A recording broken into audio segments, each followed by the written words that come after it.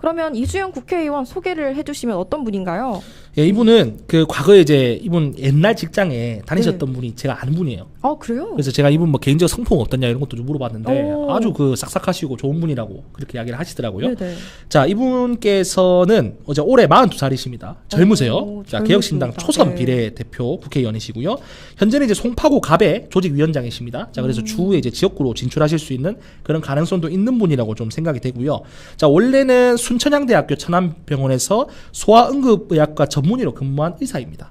자, 근데 이제 이때 여러 언론을 통해서 뭐 소아과 폐가 위기 그리고 비수도권 뭐 소아과 의사가 부족하다 뭐 이런 현상에 대해서 적극적으로 좀 인터뷰를 하시면서 좀 주목을 모았던 분이고요. 네. 자, 이분이 구체적으로 좀 유명해졌던 계기가 어떤 게 있냐면요. 소아과 전문의 부족으로 본인이 근무하시는 그 소아응급실 이 소아응급실로 너무 많은 환자가 이제 몰리고 있다면서 네네. 응급의료법과 그리고 이제 의료법 일부 개정안으로 소아과 의사에 대한 형사소송이 잦아지고 있다.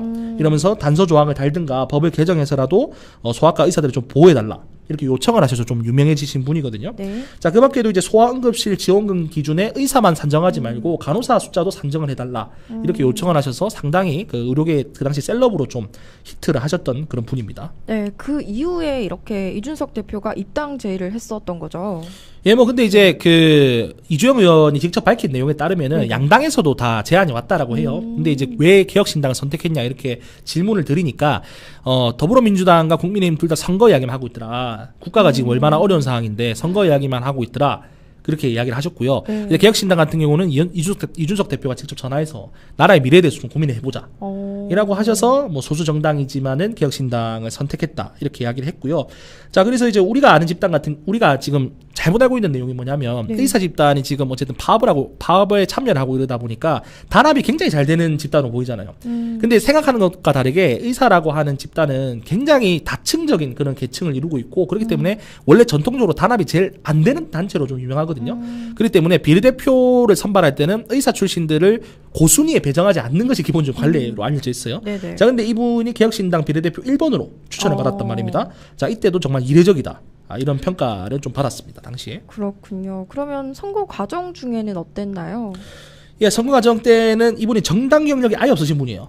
자, 그리고 이제 원래 인터뷰를 봐서도 좀 달변가 이런 느낌은 좀 아니라는 느낌은 좀 받았단 말입니다. 네. 자, 근데 그럼에도 불구하고 선거 중에 이제 순직 부사관에 대한 조의를 표하신다든가 아니면 민주당 의원분 중에 한 분이 과거에 발언하셨던 내용을 뭐 적극적으로 비판한다든가 뭐 생각보다 이분이 정무적인 판단을 잘하신다. 라는 그런 평가가 좀 많았어요. 네. 특히 저 같은 경우는 이분에 대한 어떤 키포인트, 어떤 하나의 장면이 선거 10일 전입니다. 4월 1일 날 윤석열 대통령께서 의대 지원 관련해서 담화를 발표하셨죠. 굉장히 네. 많은 비판을 그 당시에 샀었는데요. 네네. 자, 이때 이제 현실적인 의료정책 대안을 여러 인터뷰를 통해서 제시를 했었고요.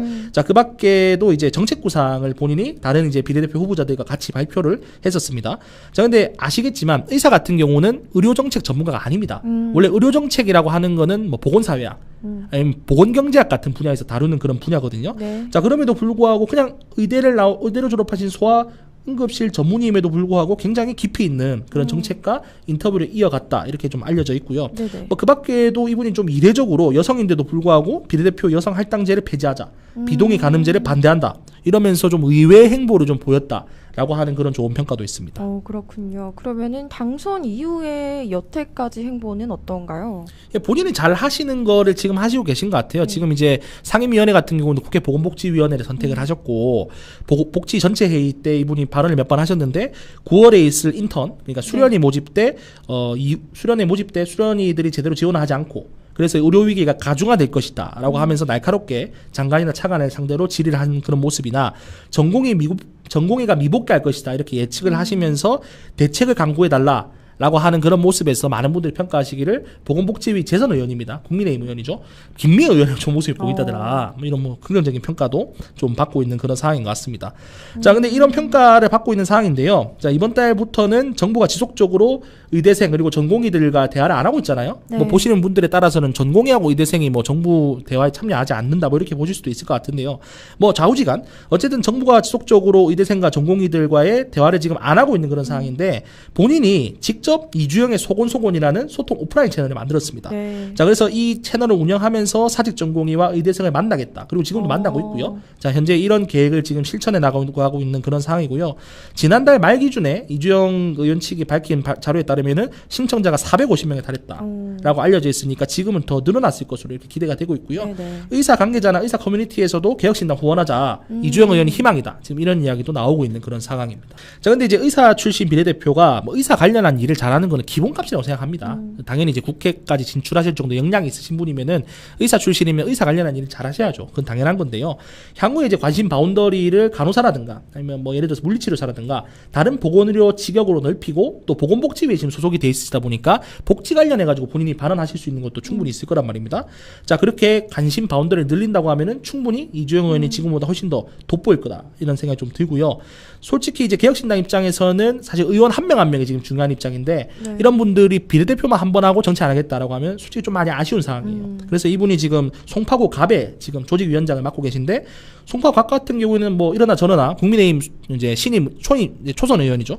박정훈 의원이 지금 초선으로 있는 상황이고 이분 같은 경우에도 뭐 유일한 틈을 찾아보면은 뭐 장인어른이 뭐 차규원 옛날에 그 하나의 일원으로서 12.12 쿠데타에 가담했던 분이다. 뭐 이 정도 외에는 이분도 큰 흠이 없는 분으로 많이 알려져 있어요.